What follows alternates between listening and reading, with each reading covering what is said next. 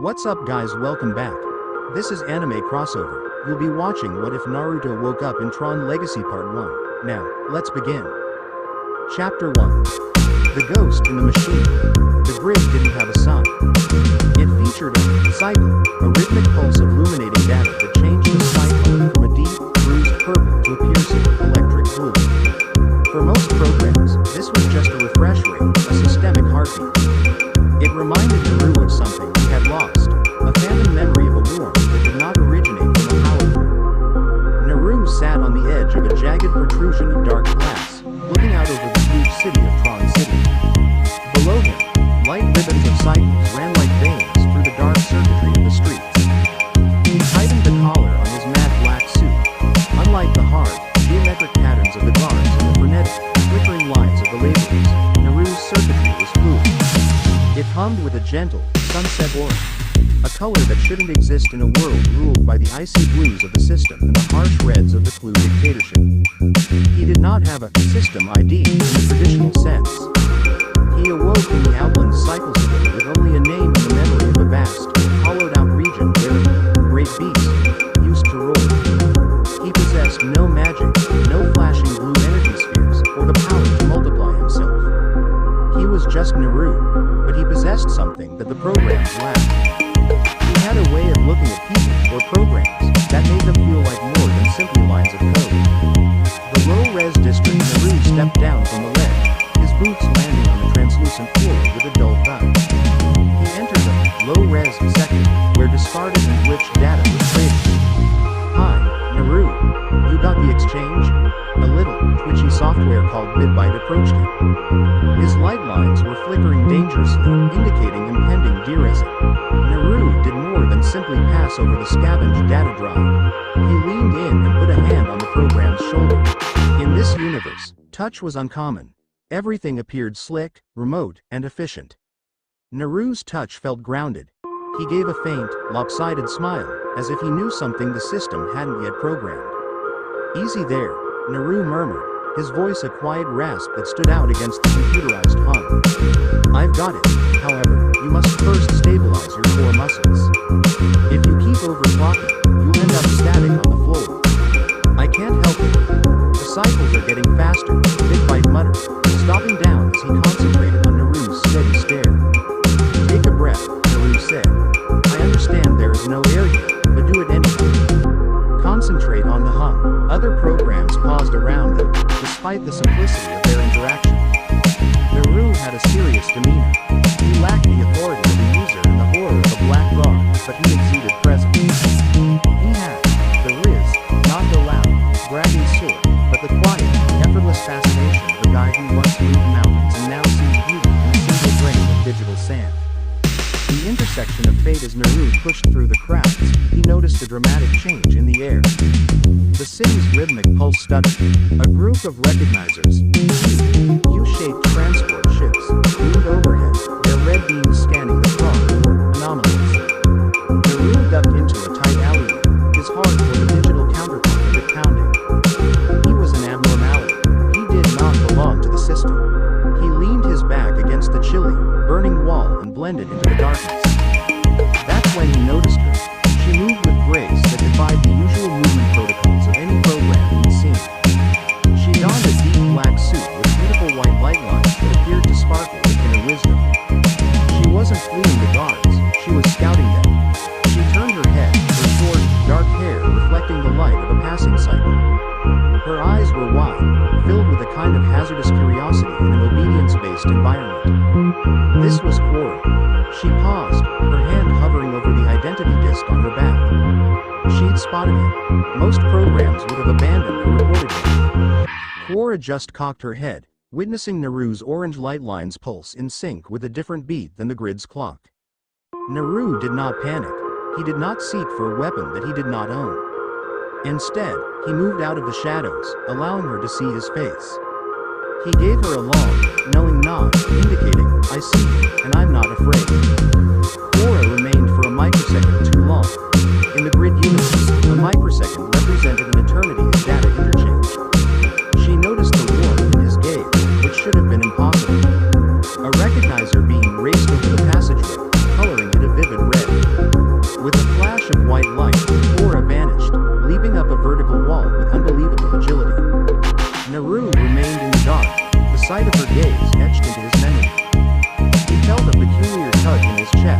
a sense of home that had nothing to do with the place he couldn't quite recall, but everything to do with the girl he didn't yet know. The long road ahead. Naru returned to his little half cell on the fringes.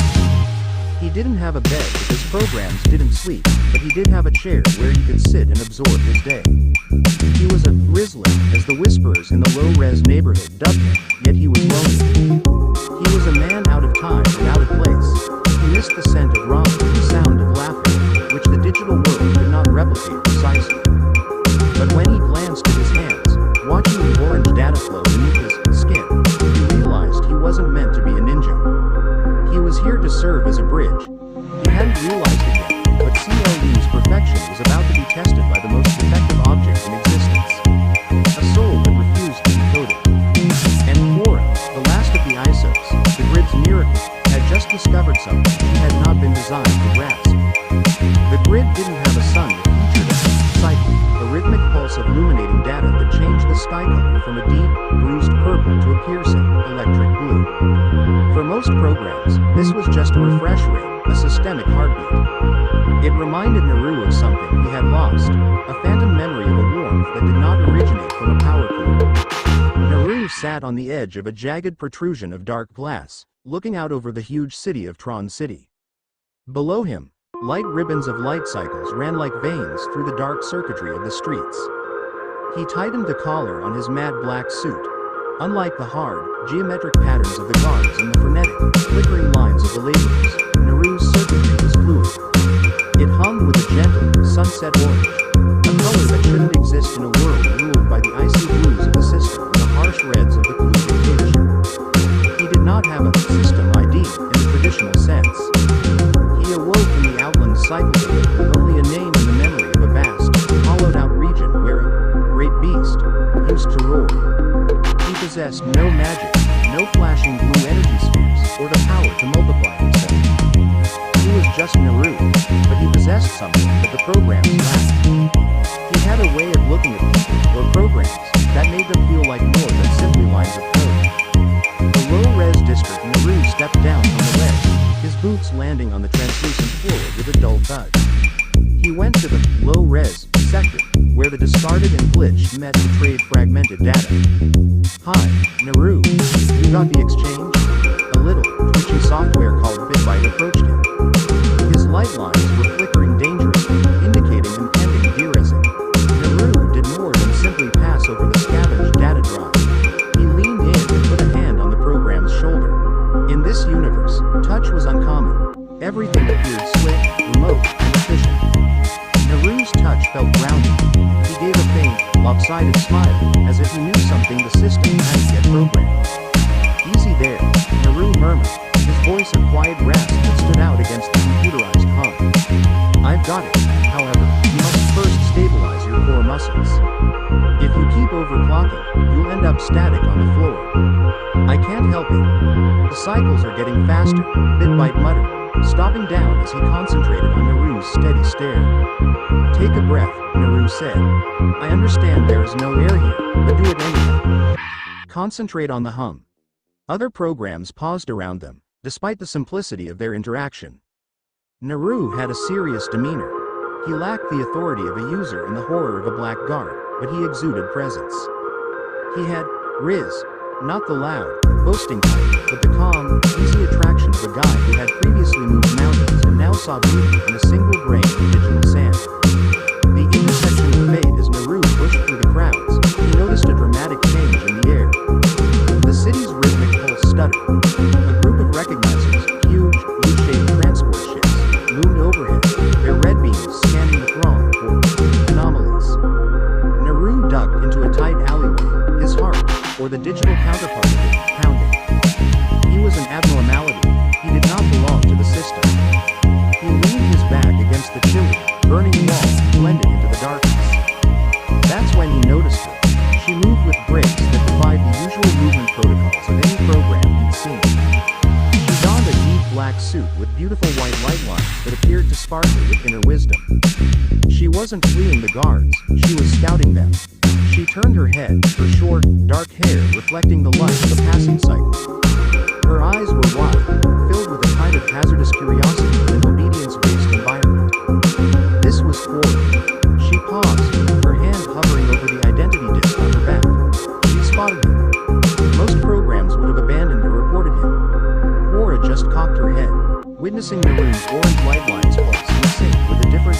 grid's plot. Naru did not panic. He did not seek for a weapon that he did not own. Instead, he moved out of the shadows, allowing her to see his face. He gave her a long, knowing nod, indicating, "I see you, and I'm not afraid." Flora stayed for a split second too long. In the grid, a microsecond was a long time for data to be sent and received. She could see the warmth in his eyes, which should have been impossible for a person to feel. A recognizer beam rushed through the area, turning the alleyway a bright crimson. Flora disappeared in a flash of white light, jumping up a wall with unbelievable speed. Naru stayed in the dark, and the picture of her eyes was etched into his memory files. He felt a peculiar pull in his chest, a feeling of home that had nothing to do with the place he couldn't quite recall and everything to do with the girl he didn't know yet. The long road ahead, Naru went back to his modest half cell on the outside of town. He didn't have a bed because programs don't sleep, but he did have a chair where he sat and thought about the day. People in the low-res area labeled him grizzly, but he was a lonely one. He was a man who didn't fit in and wasn't from this time. He missed the scent of ramen and the sound of laughing, two things that this digital world couldn't exactly copy.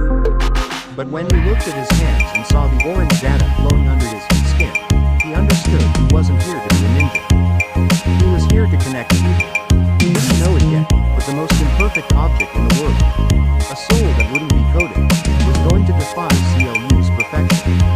And Flora, the last of the ISOs and the marvel of the grid, had just found the one thing she didn't know how to understand. The grid didn't have weather, but it did have atmospheric density. The air seemed heavy with static tonight, the kind that made the light lines on the program's suitcase. Naru found his safe place in the buffer, a part of the city where the buildings appeared more like half-formed crystalline jaggedness than the polished obsidian of the city core. He was sitting in a small, recessed corner of a cyber cafe, holding a cup of glowing turquoise liquid energy. It didn't taste like ramen, nothing ever would, but it had a crisp, metallic taste that kept his processor keen. He was thinking about the girl with the lights that were white. In the past, he was a loud and showy person. He wore bright orange so people could see him, and he yelled so people could hear him. But in the quiet of the grid, his orange glow was more like a whisper than a roar. It was a delicate, dying flame amid a world full of bright LEDs. He took a cautious, thoughtful sip of his drink and understood that he didn't need to yell anymore. People were already watching. The code of society. "You're doing it again," a voice said. Naru looked up. Pix was a courier application that sent encrypted packets from one area to another. She was leaning on the table, and her cyan lines were flickering with a nervous, rhythmic energy. "What do you mean?" Naru said, his voice smooth and warm, like it was pulling on the code of everyone around him. "Existing." Loudly, Pix remarked as she pulled out a chair. In the grid, programs didn't sit unless they were recharging or doing nothing. People would sit down to talk, which was a waste of time that CLU's sentinels didn't like. The way you look at the ceiling, Naru, it's like you're looking through the skybox. It makes the others nervous and curious. Naru smiled a little bit, but it wasn't straight. He didn't lean away. Instead, he leaned in, bringing them closer together just enough to make Pix's light lines glow a brighter blue. It wasn't a violent move. It was an offer. "Pix, I'm just curious where the limit is," he said quietly. "The system says the grid is endless, but everything has a limit. Don't you ever want to know what's on the other side of the glass?"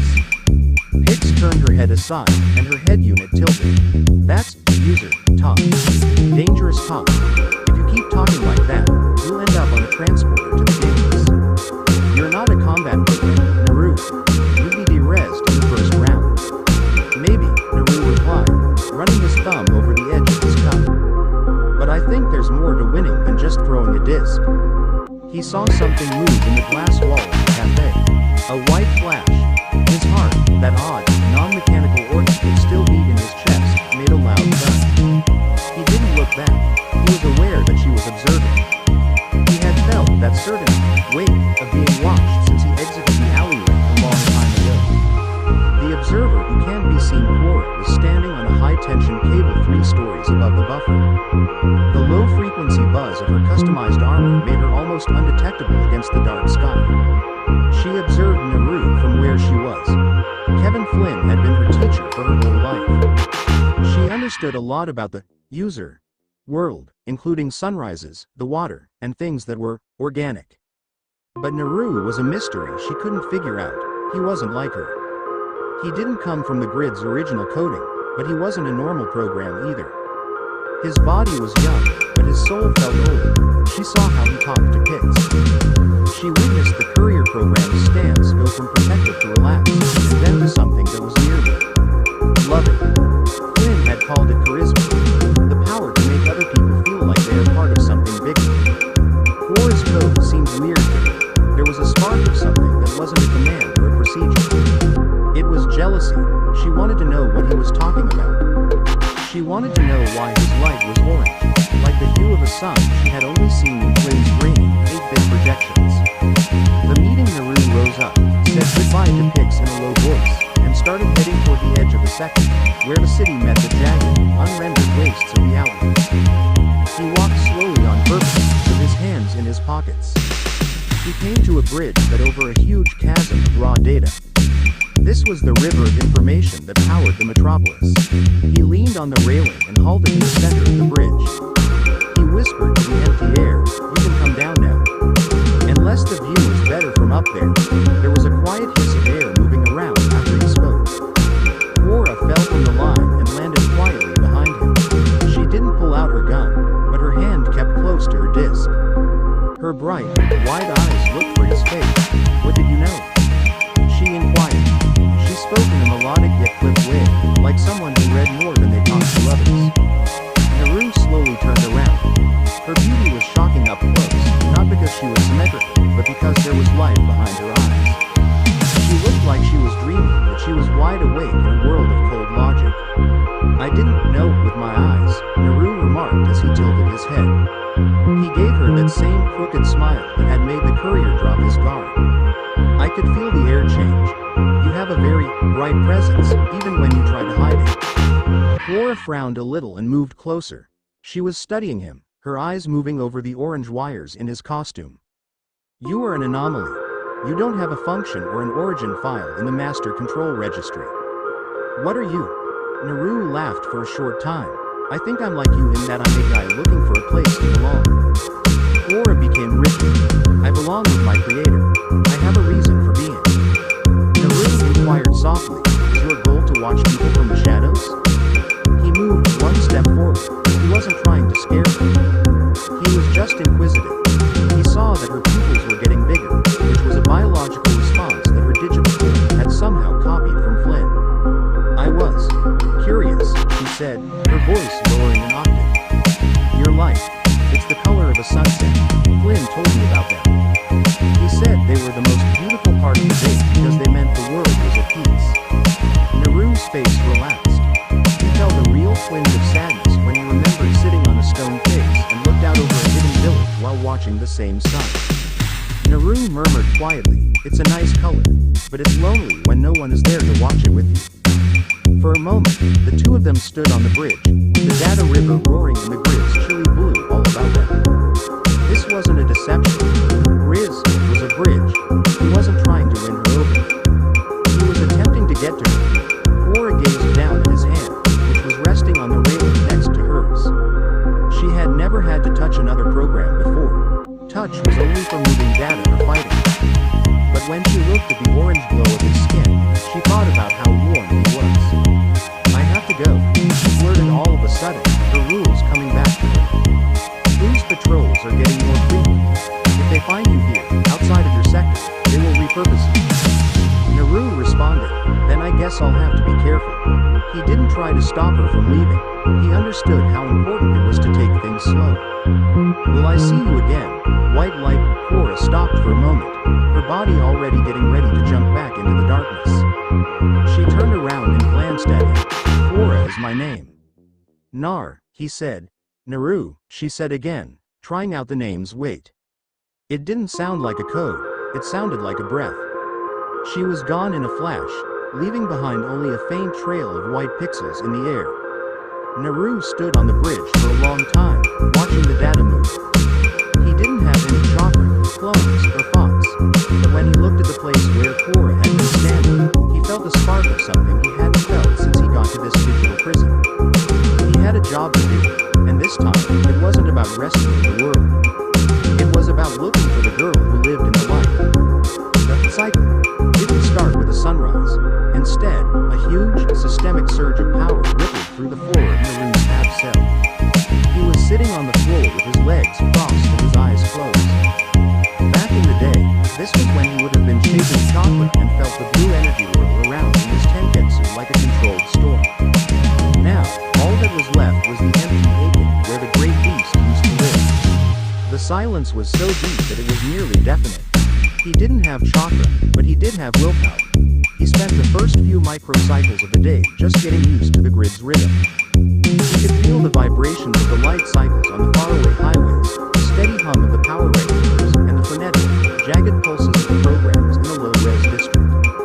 He was learning to read the world by its vibrations, a skill he had developed over the years by understanding what others wanted. He got up, and the orange lines on his suit flickered slightly as he adjusted it. He didn't have a weapon or a disc yet.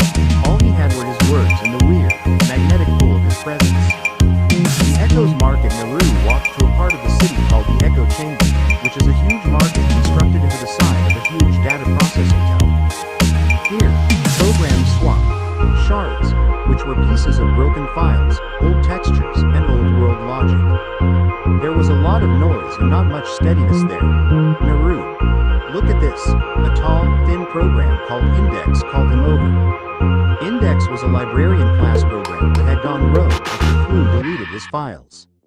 He was currently fixated on a small, luminous cube that pulsed with a horrible yellow light. It's a piece of an ISO's memory, Index said in a shaky voice, full of fear and awe. I found it in the trash of a recognizer. If the Sentinels see me with this. Naruto entered the program's area. He didn't bloom. He just was. He put a calm hand on the table, and his fingers were only a few inches away from Index's shaking ones. The orange light from Naruto's outfit bounced off the librarian's visor, making it feel warmer than the chilly blues of the market. Naruto murmured, "You're shaking, Index." His voice was a low, soothing rumble. Maybe you shouldn't be the one holding it if you're this scared of it. But the knowledge, it's one of a kind. Naruto smiled, that lazy, easy smile that made even the hardest issues look like simple algebra. Knowledge is only useful if the person who has it is stable enough to read it. Give it to me. I'll keep it safe. If the guards come, they'll see me and think I'm an anomaly anyway. You're supposed to be invisible. Stay that way. Index thought for a while, then pushed the cube toward Naruto. When their fingertips touched, Index's light lines stopped moving and turned from a frenzied, flickering cyan to a serene, steady blue. It wasn't magic. It was just Naruto's riz, which is the strange capacity to make people feel safe and secure just by being there with complete confidence. Index inquired, "How do you do that? You don't have any power or rank, but you feel like a mountain." Naruto put the cube in a secret pocket in his suit. "I once knew a guy who said that a ninja is someone who keeps going. I guess I'm just going through it a little louder than most." The white's shadow someone was watching Naruto without him knowing. Flora was sitting on top of a crystal spire that looked out over the market. Her eyesight got better, and her optics zoomed in on the orange-clad program below. She saw the trade. She observed how Naruto had calmed the librarian down with a touch. She thought, he is not like us, as her mind raced. He doesn't have any orders. He doesn't have a reason for being nice. It is not effective, but she couldn't stop looking. She had felt a strange glitch in her own core every time she thought of him since they met on the bridge. It wasn't broken, it was growing. Flynn had talked about the human spirit, which she thought was a great idea in books but couldn't discover in the grid. But Naruto, he was like a book she hadn't finished reading.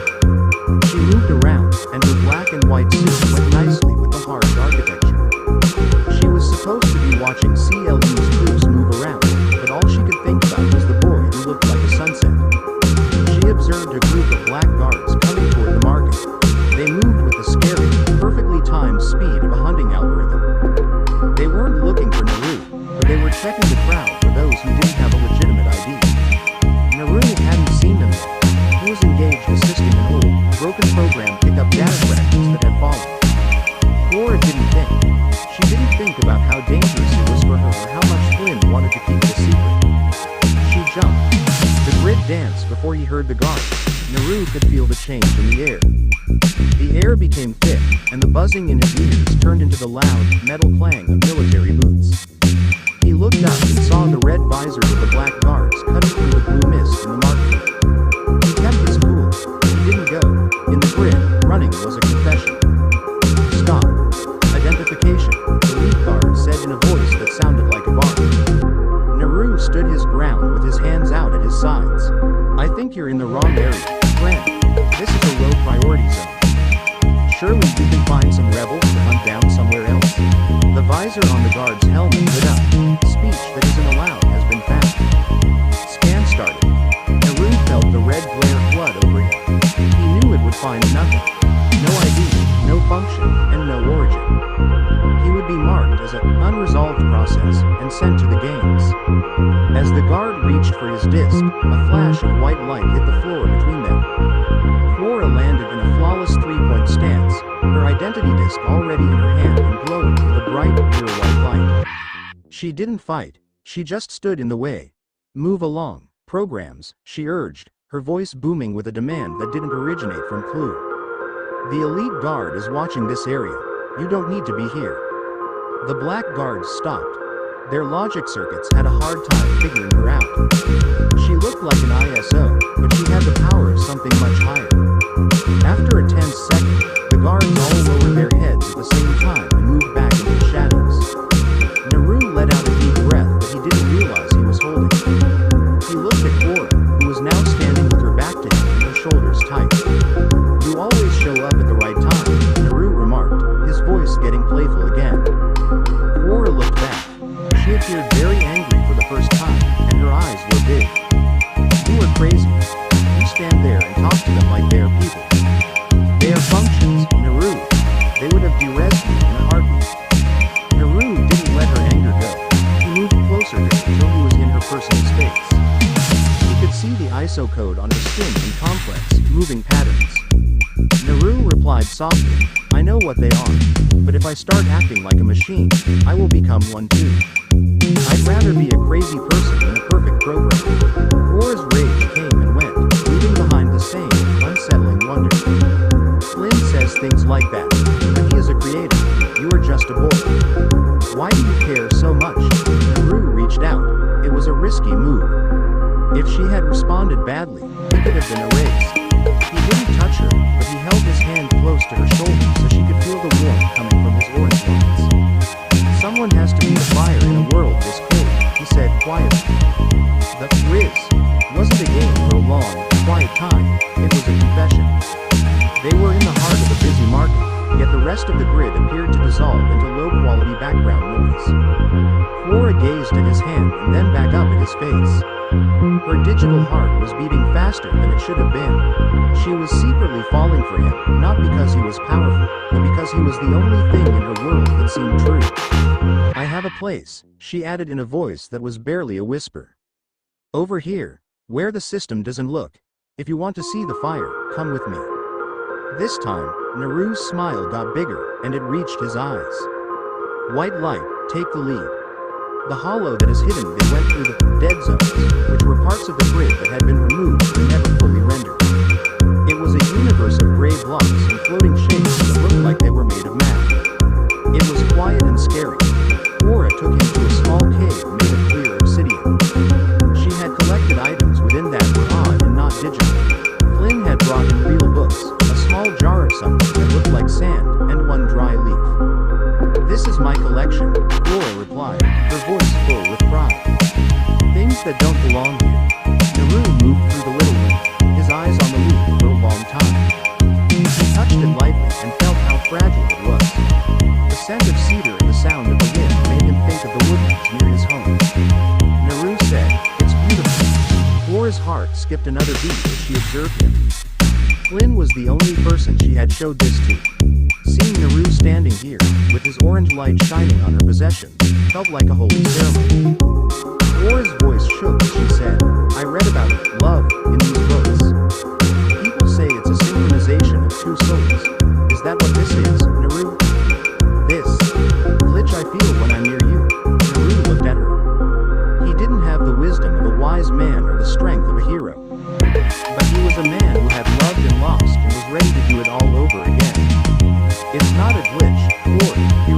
as he walked closer to her. It's the beginning of a story, and stories are the only things that last forever. The gradual burn was no longer merely a flash. Two strange things, one made of code and the other made of ash, began to realize they were not alone in the dark when they were in the concealed hollow.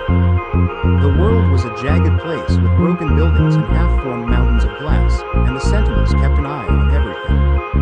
Naru was sitting in the middle of the hidden hollow with his legs crossed in a familiar meditation stance. In another existence, he would have been drawing from the world's inherent energy and experiencing the Earth's power beneath him.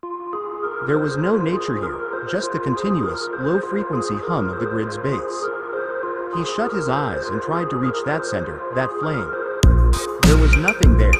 No chakra, no karama, no inner world. The only thing he could hear was the regular pulsing of his own glowing light lines on the dark obsidian floor. Aura's voice came from the shadows and said, "You look like you're looking for something that isn't there." Naru wasn't scared. He had learned that her movements were smooth and fluid, like water moving from one place to another. He opened his eyes and found her leaning on a shelf full of old, real books. She appeared little among the ruins of a world she had never seen, but her presence made the space feel alive. "Maybe," Naru murmured in a quiet voice that always seemed to make Aura's suit flame a little brighter. "I've gotten used to a lot of noise in my head. It's quiet now, and I'm just trying to figure out how to be." Just Naru. Aura moved closer, and her boots made a quiet clack on the glass. She was holding a well-used copy of the Odyssey in her hands. Flynn says that the hardest program to run is knowing yourself. He says that the users spent thousands of cycles trying to figure out why they exist. You feel like you already know. Naru got up slowly. He wasn't as tall as a warrior anymore, but he stood like one. He walked closer to her and stopped just short of what a program would call efficient personal space. He leaned one shoulder against the bookcase and looked down at the book she was holding. "I know I want to protect you," Naru murmured, looking from the book to her eyes. "I know I don't like bullies, and I know that this world is a lot more beautiful when you're in it." The grid wasn't planned. It was the way he spoke with such honesty that made me believe him. Aura's core temperature suddenly rose. A compliment was a piece of data for software. It was a feeling for an ISO. She turned her head and ran her fingertips over the spine of the book. "That is an illogical observation," she mumbled, but she didn't move. "I am an isomorphic algorithm. I am a miracle of the system, but I am still made of code. My beauty is a matter of rendering and symmetry." Naru reached out. He didn't take her hand. Instead, he let his fingers touch the edge of her sleeve, where the white light touched the black cloth. "Symmetry is boring, Aura. I've seen perfect things, and they were cold. You have a spark, like a fire in the middle of a blizzard." Aura's breath caught. The grid didn't let programs feel body heat, therefore she shouldn't have been able to feel the warmth coming from them. But she did. It felt like a ghost, like a phantom limb of her own changing code. "The sun's lesson. Tell me about the sun again," Aura urged, trying to shift the subject before her brain got too hot. Naru slumped back, and his gaze got far away. The sun isn't just a light source like a cycle. It's heavy. When it hits your skin, it feels like a hug from the inside. It makes the grass smell like life, and the water look like it's covered in diamonds. He glanced at her with a playful smile in his blue eyes. "When it sets, it turns the whole sky the color of my suit. That's why I like this color. It reminds me that even the longest day has a beautiful ending." Aura listened with such intense interest that it hurt. She lived in a perfect environment that was a prison of straight lines and right angles. Naru brought with him the idea of curves, which are things that don't fit, are filthy, and are worn. "Flynn is worried," she added all of a sudden, her voice getting lower. "He knows I've been leaving the hideout. He thinks Clue is narrowing the search parameters for the foreign anomaly. If they find out you're here, if they find out I've been helping you," Naru said, "I won't let them hurt you." The fun was gone, and in its stead was a cold, hard determination that made the air in the cave feel heavy. "I can't blow up a mountain anymore, Aura. I don't have my old tricks.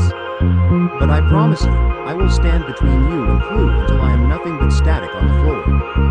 Quora felt a familiar feeling from her books. Terror. But she wasn't scared for herself. The boy in front of her had a scary, overwhelming protective impulse. You can't, she responded, her voice shaking. You are too important. You are the only thing in this world that isn't planned. She reached out, and her hand hovered over his chest, precisely where his heart would beat.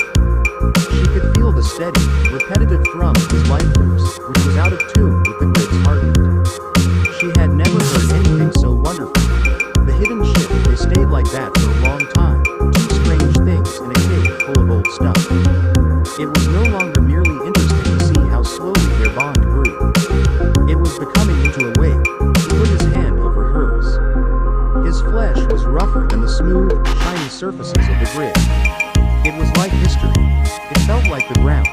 You need to be careful, Naru whispered, his face very close to hers. Right now, it has to be a secret if we're going to do this. If we're going to change things. Quora nodded and kept her eyes on him. A secret. She didn't know that secretly falling in love was something that happened to a lot of people.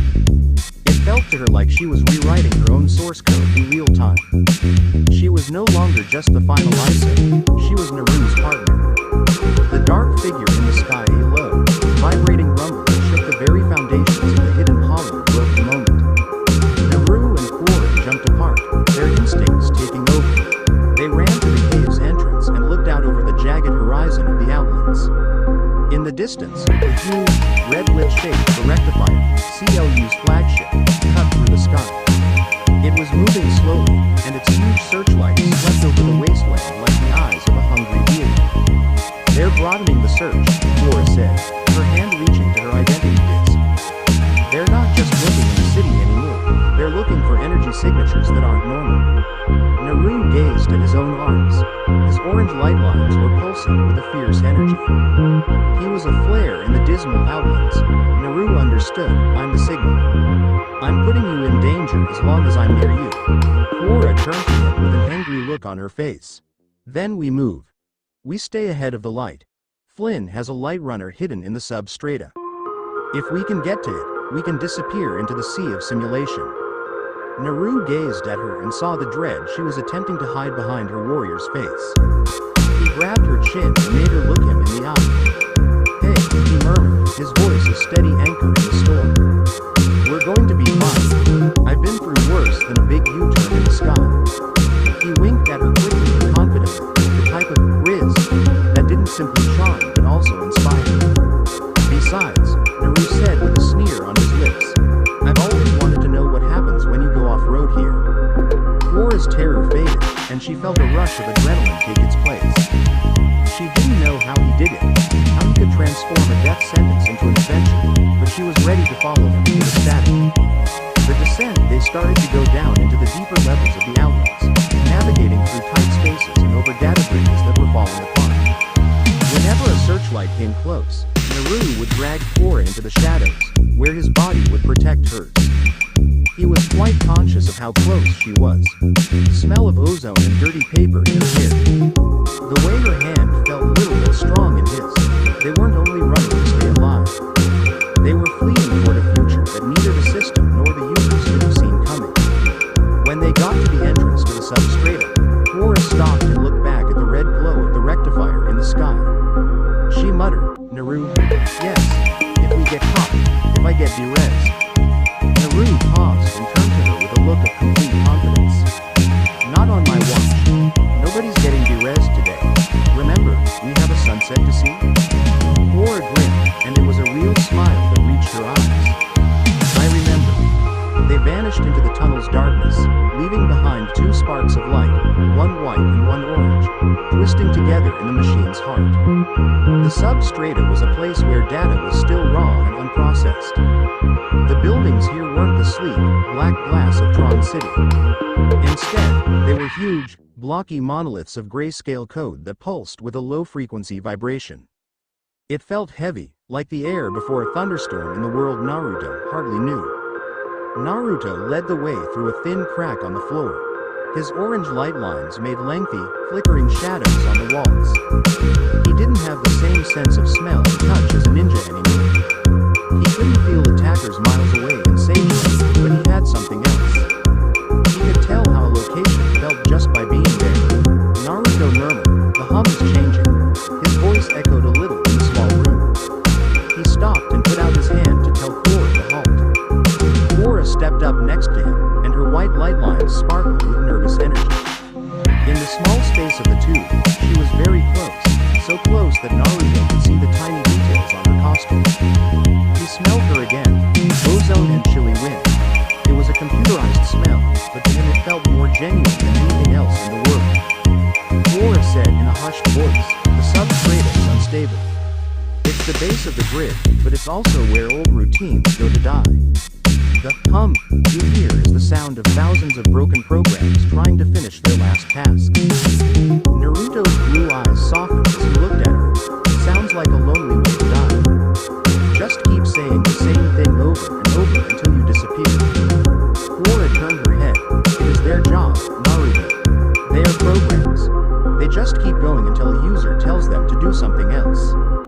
The strength of being there for a moment, Naruto didn't say anything. He felt the wall of the tunnel with his hand. The gray data felt cold and dead in his fingers. He shut his eyes and did something he hadn't done since waking up in this world. He didn't look for chocolate, he looked for the lift. He thought that the orange in his suit was flowing out of his fingers, not as energy but as a hello. He thought to the wall, "I see you. You're not just a piece of code." Korra was shocked when the gray bricks under Naruto's hand started to light. A faint, sunset orange pulse moved through the stone, spreading out like a drop of ink in water. The low-frequency hum of the tunnel changed, becoming warmer and more musical. Korra muttered, "What are you doing?" with wide eyes. "You are changing the local environment without a disc. That's not possible." Naruto pulled his hand back and looked at his palm with a perplexed smile. "I don't know. It just needed some color. It was too quiet, you know?" Korra's internal processors stuttered as he said it so casually and easily. This was Naruto's riz. It wasn't simply a way with words. It was an unwillingness to accept the hard facts of life. He didn't simply captivate people. It looked like he was charming the grid itself. The runner of light, they came to a huge, vaulted room with pillars of pure white light holding up the ceiling. The light runner was in the middle, on a pedestal made of dark glass. It was a sleek, four-wheeled car that was smaller than a recognized but far more nimble. The lines on it were sharp, and the canopy was a dark, see-through black. Korra exclaimed, "Flynn's masterpiece," in a voice that was full of unusual wonder. "It can go off the grid and across the sea of simulation." Naruto walked around the car, and his boots made a clicking sound on the floor. He ran his fingers over the hood, and once more, the car responded. The blue lights on the light runner fluctuated for a moment before settling into a deep, bright orange that mirrored Naruto's own. Naruto laughed. "I think it likes me," but his heart was racing. Korra walked over to the driver's side and looked serious. "Look at me, Naruto." He turned and leaned his hip against the car's fender. The orange light from the car lit up his face, making his jaw look set and his eyes look heated. Korra replied, "Once we get in this, there's no turning back. Flynn will see the energy signature. He'll do everything he can to stop us. Are you sure you want to take this chance for whatever it is you're looking for?" Naruto didn't think twice. He got too close to her and looked straight into her eyes. Their hidden relationship was getting to the point where it could no longer be kept a secret. He didn't touch her, yet his presence was so strong that it seemed like a weight. "I'm not looking for a way out anymore, Korra," he stated in a gentle voice. "I'm trying to move on, and I can't do it without you." Korra felt a rush of joy, something she had only read about in Flynn's tales. It was the best type of localized system overload. She didn't know what to say, so she just nodded and kept her hand on the door handle. "The big escape. Get in," she said, her voice returning to its warrior tone. Naruto jumped into the passenger seat, and the cockpit door closed with a hiss of air. The inside was small, which made them sit close to each other. Naruto could feel the engine vibrating and Korra vibrating next to him. She turned on the drive, and the light runner came to life with a roar. This creature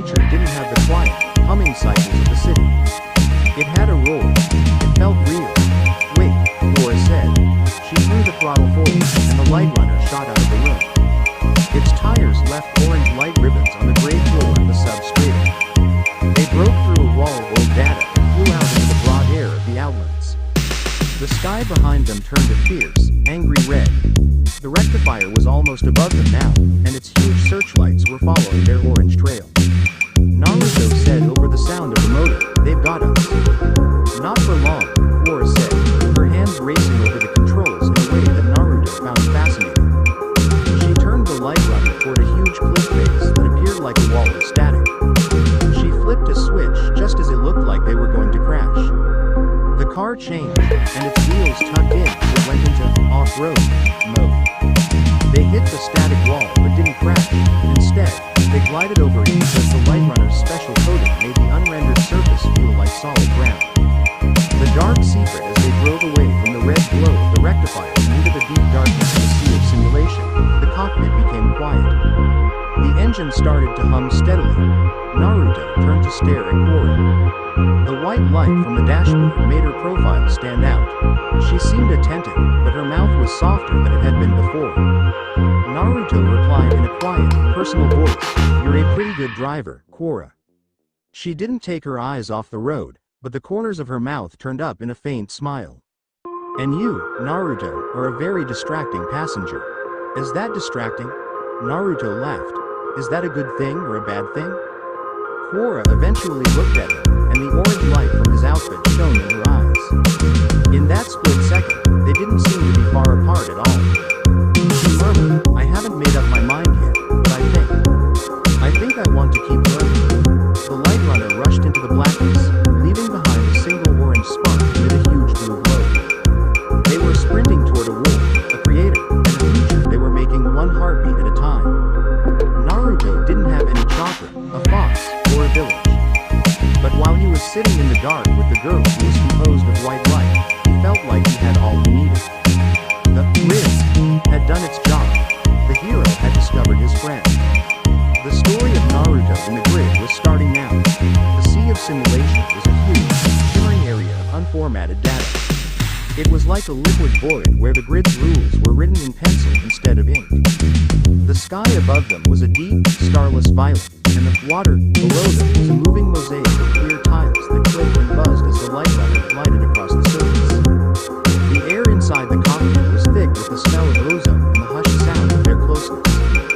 Naruto looked at Quora's hands on the controls. Her fingers moved over the touch-sensitive screens like she was playing a high-stakes instrument while she drove with a lot of concentrating. "We're crossing the line," Quora muttered, her voice barely audible over the engine's faint hum. "The system's sensors can't reach this far into the sea. We're now ghosts." Naruto leaned back and looked at the horizon. "Quora, I've been a ghost since I got here. It's nice to finally have someone to talk to in the dark." He turned his head to look at her, and for a moment, her eyes left the road ahead and met his. The white light of her outfit shone into his blue eyes, like a bridge of light between them. It wasn't a look of love yet, but it was a look of deep understanding. They were both strange, like puzzle pieces that didn't fit in the box. The rise to quiet the light runner started to go up. The sea's level surface gave way to jagged, crystal-clear rocks that sprang up into the sky like frozen lightning bolts. This was the far boundary, the spot where Kevin Flynn had made a safe haven from the digital maelstrom. Quora drove the car into a secret crevice, where the orange light from the runner's tires lit up walls of clear, unrendered obsidian. They stopped in a lofty, vaulted cave that felt distinct from the rest of the grid. It didn't buzz with the city's frenzied energy, it breathed with a quiet, steady beat. Quora remarked, "We're here," and let out a sigh that sounded like it had been held since they left the city. The canopy hissed as it opened. Naruto stepped outside, and his boots hit the floor with a loud, echoing thud. He reached out his hand to Quora, which was completely needless because she was so quick, but he did it without thinking. She gazed at his hand for a second, perhaps to figure out how useful the action was, before putting her gloved hand in his. She touched him lightly, yet the connection felt strong. She didn't remove her hand right away when she jumped down. In the faint light of the cave, the orange and white of their suits made a lovely, peach-colored glow. They stood there for a bit. "Thanks," she murmured quietly. Naruto said, "Anytime," and his voice had that familiar warmth. "Though, I believe you did most of the hard work back there." The look of the creator, a set of white stairs lit up and led up to a building that seemed too beautiful to be real. There were rugs, pillows, and shelves full of thousands of real books in a house built of light and glass. These things shouldn't exist in a digital world.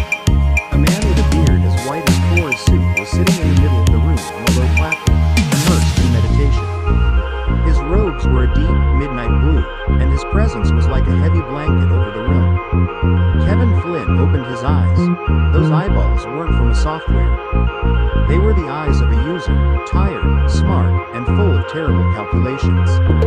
He first looked at Flora, and a smile of fatherly relief crossed his face. Then he looked at Naruto. The air in the room felt like it was getting thicker. Flynn rose up slowly and carefully. He strolled over to Naruto, looking at the orange light lines, the lack of an identity disc, and the weird, defiant gleam in the young man's eyes. "You," Flynn replied, his voice deep and gravelly, as if it were vibrating in Naruto's very bones. "The orange pulse is the one the system is screaming about." Naruto didn't bend down or move. He stood with his feet shoulder-width apart and his hands in his pockets, which was a sign of casual respect. "My name is Naruto. I don't think screaming is the right word. I was just trying to fit in." Flynn laughed in a short, dry way that sounded like gravel moving. "Blend in. Son, you're a sunset in a world of neon. You don't blend. You disrupt." Flynn strolled around Naruto like Flora had done in the market, but with the cold, analytical gaze of an architect looking for a mistake in his work. "I didn't make you. We didn't make you.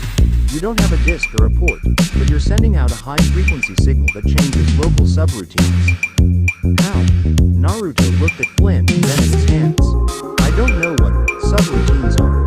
I just remember a time when things had souls. I guess I brought a piece of that with me." A quiet, understanding Flynn stopped in front of him, and his face changed from angry to curious. "It's been a long time since I've heard that word used as a technical term," he said, turning to Flora. "We did well to bring him here, Flora, but you know the risk. If Fu finds this frequency, he'll burn the outlets to find the source." Flora said. He was going to be derezed, Flynn, in a way that was not like her usual tone. He is like us. He's a miracle." Flynn gazed back and forth between the two of them. His eyes narrowed as he noticed how they were standing, just an inch closer than they needed to be, with their lights spilling into each other. He noticed that Flora kept looking at Naruto and that Naruto's presence appeared to ground her. "A miracle," Flynn said again, this time softly, "or a catalyst." He pointed to the large windows that looked out over the sea of simulation. "Go rest. Quora, show him the terrace. I need to check the data you brought back." "And Naruto?" Naruto stopped at the bottom of the steps. "Yeah, don't get too comfortable. In this world, the things that shine the brightest are usually the first to go out." Naruto smiled a little, as if he knew what was going on. "I've heard that before. It's usually the people who say it who don't know what's going on." The Echo's terrace Quora took Naruto out onto a big balcony that hung over the edge of the world. The sea of simulation went on, a moving mirror of purple and black. The air here was calm, without the constant noise of the metropolis. They were sitting on the edge of the glass railing, with their legs hanging over the side. Neither of them said anything for a long time. The gradual burn of the night, or the digital version of it, was starting to set in. Flora finally said, "He likes you. He's been alone for so long that he's forgotten what it's like to see something new."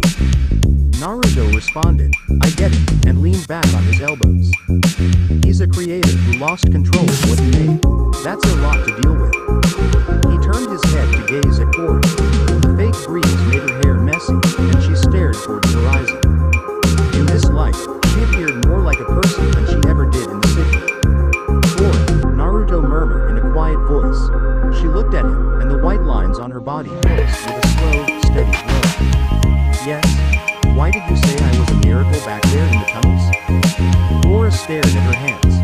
"Naruto, the grid is a closed system. Everything is accounted for. Everything is a result of a previous command. But you don't follow commands. You change things just by being there. You make me feel like I can change, too. Naruto reached out and put his hand on hers on the cool glass. This time, he didn't just touch her sleeve, he could feel her strong, computerized presence. His riz, or innate, magnetic charisma, wasn't an act. It was a gift of warmth to someone who had been living in the cold for far too long.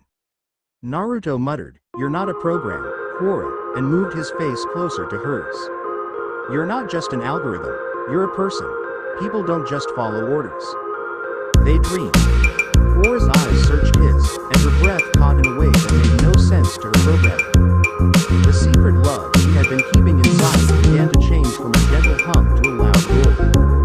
She didn't know what to do, so she did the only thing that made sense to her. She put her head on his shoulder.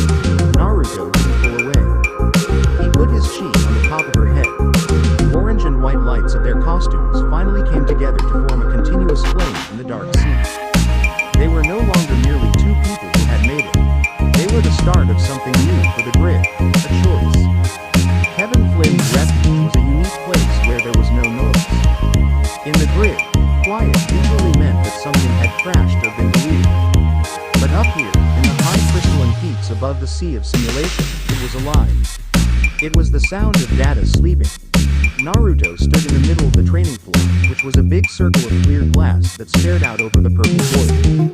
He didn't have a disc yet, therefore he wasn't wearing it. His orange light lines were muted to a low, thoughtful hum. He was going over the forms he recalled from when he was younger. They were moving more slowly now, not because of the weight of the grid, but because they didn't have the energy that used to make them weightless. He punched the air with a sharp, straight hit. There was no wind whistling. Simply the gentle thrum of the circuitry in his suit as it adjusted to his movements. "You're overextending your lead foot," a voice observed, disturbing his focus.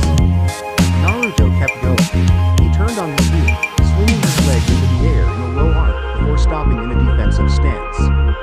He turned to stare at the doorway's shadow, where Kevin Flynn was standing with a cup of luminous liquid in his hand and leaning against the frame. Naruto said, "Old habit," wiping a non-existent droplet of sweat from his forehead. "I usually have a little more power behind my moves. I have to be more precise now that I don't have any fuel in my tank." Flynn stepped into the light, and his white robes fluttered a little. "Kid, the only thing that keeps you from being derezzed here is precision. CLU's guards never get tired or take days off. They're the definition of a perfect strike." Flynn put his cup down on a pedestal and pointed to the floor. "But you're not a program, and you're not a user either. At least, not one I know. Your code is, let's call it, handwritten. It's messy, it doesn't work well, and it's surprisingly strong. The Pulse's training. Quora told me you can change things," Flynn said, narrowing his eyes in a way that showed he was a programmer. "She said you could turn a substrate a tunnel orange just by thinking about it." "Show me." Naruto took a deep breath. He closed his eyes and reached for the spot in his chest where the great beast used to lay. It was empty, a black glass cave with no body, yet as he focused, he sensed a spark. It wasn't a roar, it was a heartbeat. It was the strong determination of a youngster who had once sworn never to break his word. He didn't try to make it happen, he just let the feeling of, "Naruto, bro." The training floor started to move under his feet. The blue glass didn't simply change color. It also changed texture. The smooth surface rippled like water and turned a deep, sunset color. There was a subtle, harmonic vibration in the room that sounded more like a choir hum than a computer buzz. Flynn's eyes got bigger. He stepped onto the orange glass and watched as the light moved about his boots like leaves in the fall caught in the breeze. Unbelievable. You're not just changing the color of the environment. You're also changing the code's purpose. You're making it organic. I'm just reminding it that it doesn't have to be so strict, Naruto replied as he opened his eyes. The orange light made his blue pupils look like they were glowing, making him look almost like a deity. "Mr. Flynn, the grid feels like it's holding its breath. I'm just trying to get it to breathe." Flynn stared at him for a long time, and the seriousness of the situation sank in. "Clue will come for that, Naruto. He's obsessed with perfection. To him, what you just did is a virus. To me, it's the first time this place has felt like home in 20 cycles." A study in silence. Naruto later found Korra at the library during that cycle. She was sitting on top of a tall ladder, her eyes moving quickly over the pages of a real book. Naruto almost didn't want to bother her because she appeared so focused. Almost. "What you reading?" he inquired as he leaned on the ladder. Korra jumped a little, and the book almost fell out of her hands.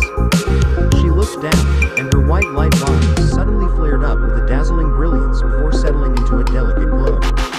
"Naruto, I didn't hear you," he quipped. "I'm getting better at the whole ghost thing," and gave her that famous lopsided grin. Naruto couldn't help but keep looking at her as she climbed down the ladder with a smooth, flowing grace. She offered him the book. "It's a book of poems from the old world. There's a line here that I don't get. It says, 'Love is an ever-fixed mark that looks on tempests and is never shaken.'" She bent her head to the side like a bird when she was trying to figure out a hard thought. How can a mark see a storm? And why would it stay still if the world is moving? Naruto took the book, and their fingers brushed against each other as he did so. He just touched it for a second, yet it shot a shock of static through his suit. He read the text and then looked back at Korra. He whispered softly, "It's not a physical mark, Korra. It's a choice.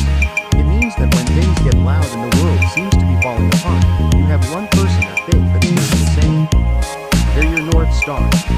Korra moved closer, her eyes probing his face with a desire to understand that went beyond facts. "Naruto, do you have a North Star?" The question took him by surprise. He thought about his previous life, the faces of friends he could never see again, and the hamlet he had fought so hard to protect. But then he saw Korra. The way her bright light made the shadows in the room feel safe, and the way she gazed at him like he was the only genuine thing in a digital illusion. Naruto murmured, "I think I'm looking at it." The riz was gone, and in its stead came a raw, silent honesty that made the library feel heavy. Korra stayed where she was. She didn't think about what the sentence meant. She just reached out and put her hand on top of his, with her palm resting on the back of his hand on the book. "I think," she murmured, her voice a fragile melody, "that my code is changing. When I'm near you, I don't feel like a miracle of the grid. I feel like a part of your sunset." In the quiet of the library, they stood there as the ever-fixed mark began to take root in the machine's heart. It was a slow-burning fire that neither of them wanted to put out. The call to action, the command console, made a harsh, rhythmic pinging sound that broke the moment. Flynn's voice came through the intercom with a crackling that made it sound more agitated than Naruto had ever heard it. "Korra, Naruto, go to the bridge right now." When they got there, Flynn was bent over a hollow map of Tron City. A part of the industrial area was flashing a violent, systemic red. "Blue has started a purge protocol in the low-res district," Flynn stated, his face dark. "He's not just scanning anymore, he's derezzing whole sectors to find you, Naruto. He knows you were there. He's looking for the orange pulse, and he doesn't care how many programs he has to delete to find you." Naruto's hands were locked into fists at his sides. The orange lines on his outfit suddenly lit up with a furious glow. "Is he killing them because of me?" Flynn said. "He's killing them because he's scared. But we can't just sit here and watch. If we don't do something, the low-res district will be gone by the next cycle refresh." Korra glanced at Naruto with a mix of dread and determination in her eyes. Not the ninja with the power of a god, but the man who couldn't stand to see the weak suffer. She saw the hero in him waking up. Naruto asked in a low, menacing voice, "What's the plan?" Flynn gazed at the two of them, the orange pulse and the white light. "We're going back in, but not as fugitives. We're going in as a distraction. Korra, get the light runner ready. Naruto, it's time for you to get a weapon." Flynn reached into a space under the panel and drew out a sleek, unformatted identity disk. It was a black circle with no writing on it that seemed weighty with possibilities. He gave it to Naruto. Flynn stated, "This is a blank slate. It has no programming limits. It will become whatever you want." The disc was taken by Naruto. The matte black moved when his fingers touched it. A bright orange line started to circle the edge, throbbing in sync with his heart. He snapped it onto the port on his back, and for the first time since he got to the grid, Naruto felt complete. "Let's go," Naruto said,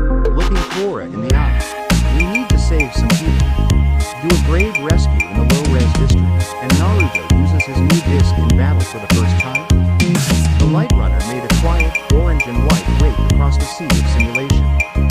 The air in the cockpit was thick, not with the static of the bridge, but with the unspoken weight of what was to come. Naruto sat in the passenger seat and traced the edge of the blank identity disc that was attached to his thigh with his fingertips. It was warm. It was like him. Aura was a picture of controlled stress next to him. She held onto the wheel with her hands, and her knuckles were pale against the dark fabric of her suit.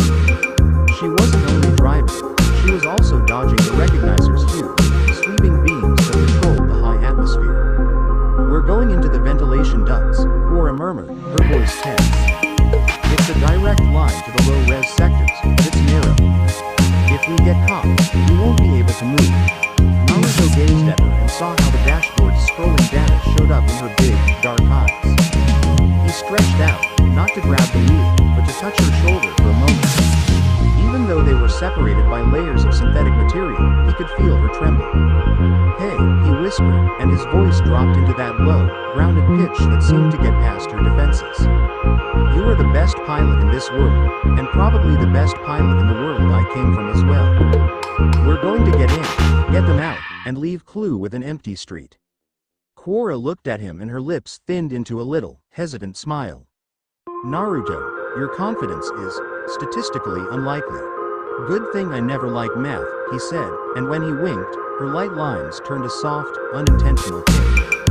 The city ghost, it was shocking to go from the broad sea to the city's underbelly. The light runner's wheels pulled back as it slid into the conduit's magnetic tracks. The environment became a swirl of gray metal and buzzing power cables. They came out into the low-res district, but it wasn't the same as Naruto recalled. The market's loud, colorful hum, which was also a bit chaotic, was gone. Instead, there was a cold, empty silence. The air smelled like burnt silicon and ozone. "They've already started," Quora murmured, and the runner stopped behind a pile of old geometric debris. A group of black guards rushed ahead with mechanical accuracy. They weren't simply walking around, they were holding Dires steps, which are long, luminous rods that, when touched to a structure or program, broke it down into raw, unformatted pixels. Currently, a row of residential hab cells was being taken apart in a planned way. Naruto saw the shows. They were gathered together in a corner, and their light lines were getting dimmer as the fear of being deleted took over their basic operations.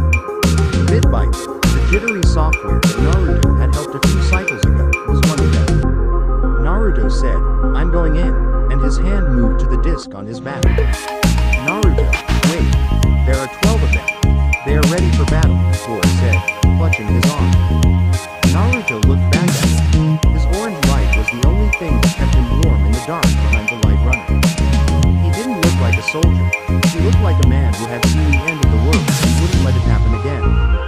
"Then it's a fair fight," he answered quietly. He leaned in and his forehead touched hers for a moment. This was a sign of closeness and promise that left Quora speechless for a moment. "Stay with the runner. Keep the engine running."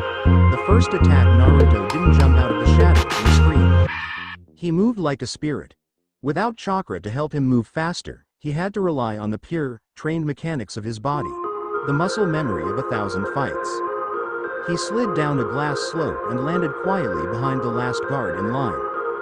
He took the orange disc from his back. Not only did it sparkle, it also vibrated. He didn't toss it. He used it like a shield and hit the guard's neck with the edge. The guard broke up into a cloud of crimson hues and made a sound like glass breaking. The other 11 turned in perfect time with each other. The lead guard said, "Anomaly discovered. Name." Naruto stood erect, and the orange lines on his suit glowed with a defiant, sunset-like light. He twirled the disc on his finger, a maneuver that was both cool and useful. It made everyone look at the flickering, unexpected light. He said, "My name is Naruto," and his voice echoed over the empty street. "And this part is closed for repairs." The guards got up. 2 discs sailed in the air and whistled as they went. Naruto would have caught them or blocked them with a kunai in his past life. He had to be smarter now. He rolled down low, and the discs hissed over his head. He swung his disc and left a trail of orange light behind it that seemed like a physical barrier in the air. He understood what Flynn meant when he said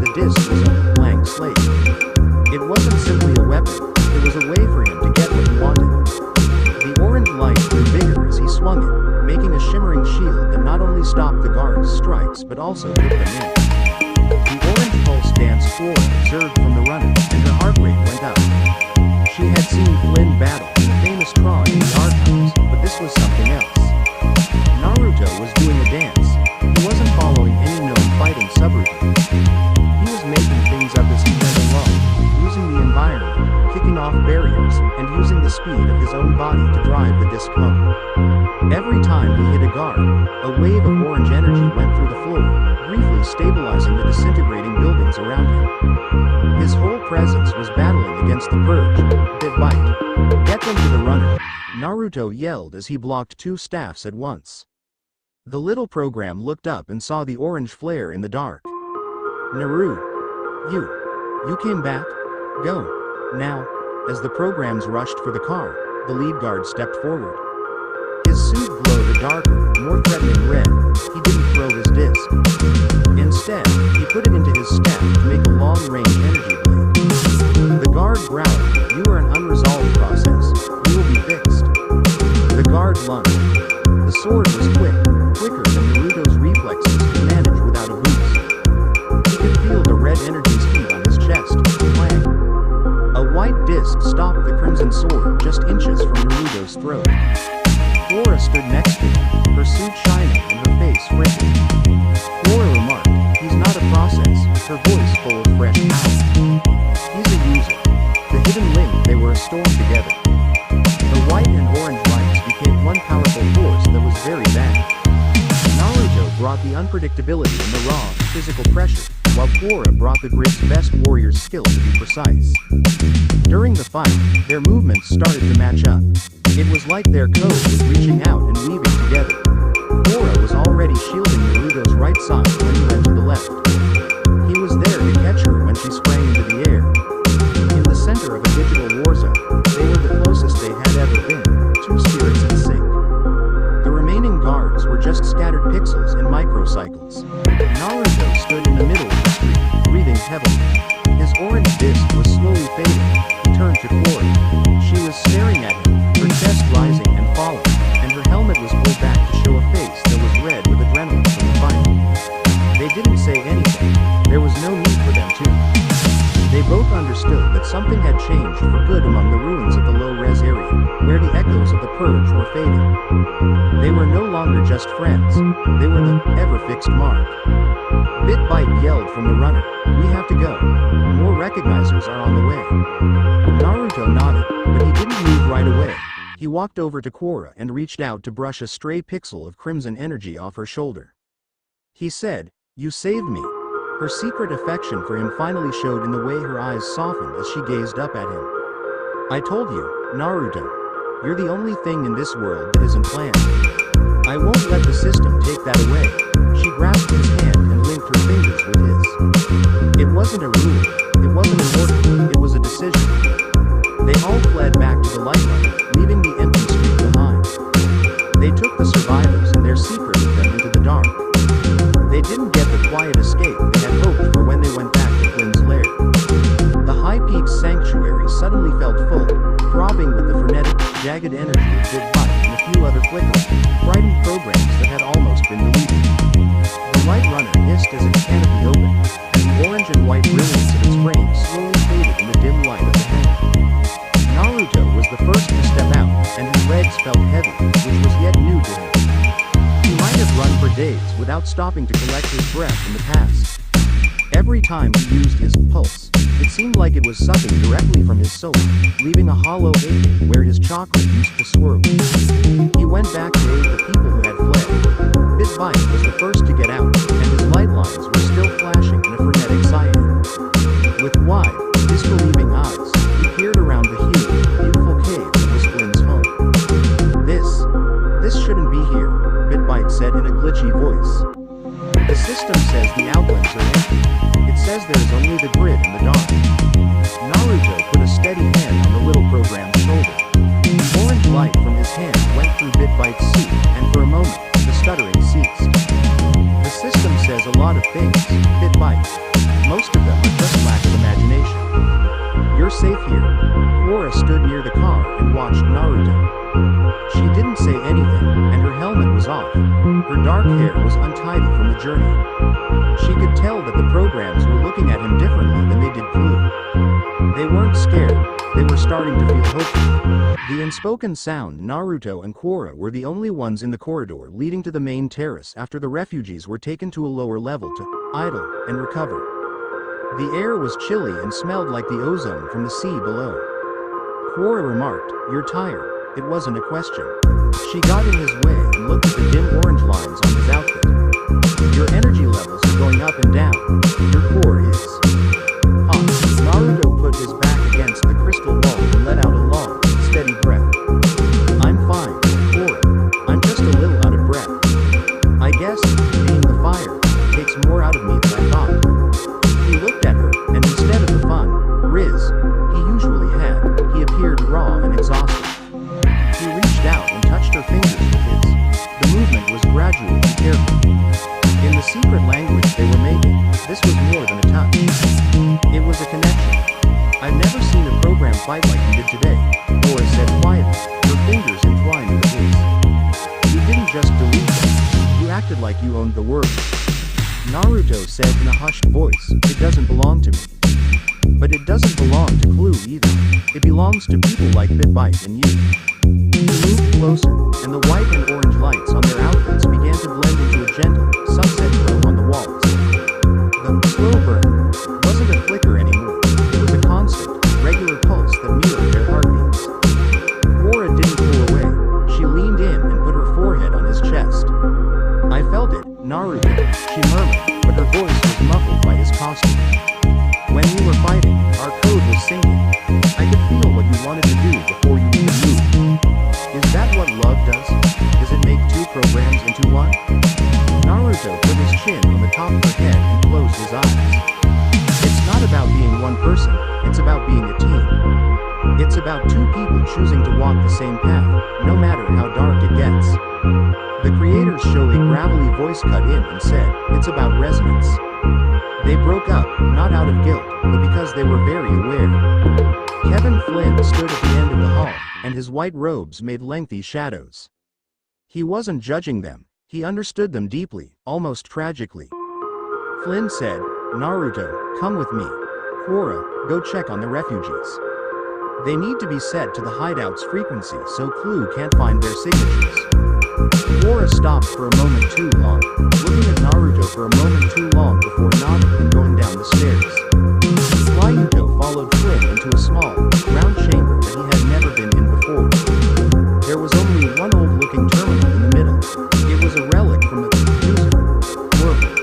Holographic screens floated around it, showing complicated, swirling patterns of orange and blue data. Flynn pointed to the screens and stated, "I've been running the diagnostics on that pulse of yours. I couldn't figure out where you came from. You didn't come through the portal, and the system didn't make you." Naruto walked up to the terminal and inquired, "Then how am I here?" Flynn sighed and rubbed his beard. "The grid is a digital mirror of the user world. But there are other worlds, Naruto. Other frequencies. Some are made of light, and some are made of something else.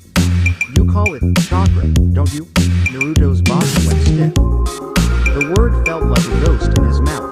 "I did, but it's gone now." "It's not gone," Flynn said, staring at Naruto with a piercing intensity. "It was translated. Your soul was too dense for the grid to handle when you were reborn here. The great beast you talk about, the fox, was a huge amount of concentrated energy. That energy was used as the bridge to build your current form when you crossed over. You didn't lose Kurama, Naruto. He became the code that lets you live in a world where you shouldn't." Naruto looked at the orange data that was moving around on the screen. It appeared like a flame that was moving on its own. Flynn went on, "The orange pulse isn't magic. Your soul's will is trying to override the grid's logic. You are literally a human spirit trying to breathe in a world of math. That's why it's so tiring. You're not just fighting programs. You're fighting the laws of this reality." The bridge's burdened Naruto looked at his hands and saw the orange lines moving.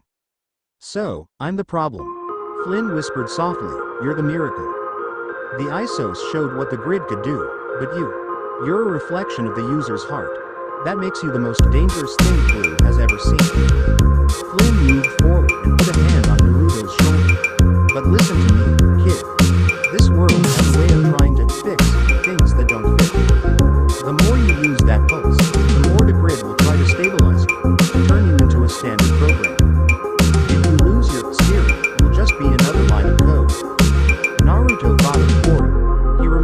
she stared at him, like he was the son she had never seen before.